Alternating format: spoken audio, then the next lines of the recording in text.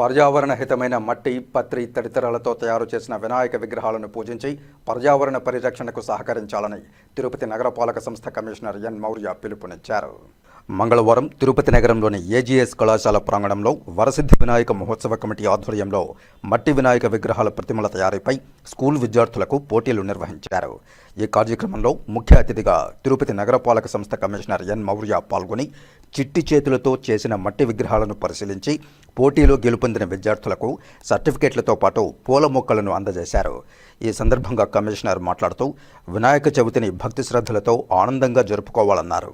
విద్యార్థులు ఎంతో చక్కగా భక్తితో మట్టి విగ్రహాలు తయారు చేయడం ఆశ్చర్యానికి గురి చేసిందన్నారు. ఇలాంటి పోటీలు పిల్లల్లో భక్తితో పాటు సృజనాత్మకతను వెలికితీయడానికి ఉపకరిస్తుందని అన్నారు.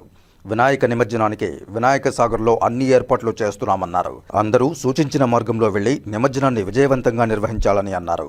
ఈ పోటీలో సుమారు 700 మంది విద్యార్థులు పాల్గొని తమ చిట్టి చేతులతో మట్టి విగ్రహాలు తయారు చేసి తమ ప్రతిభను చాటుకున్నారు.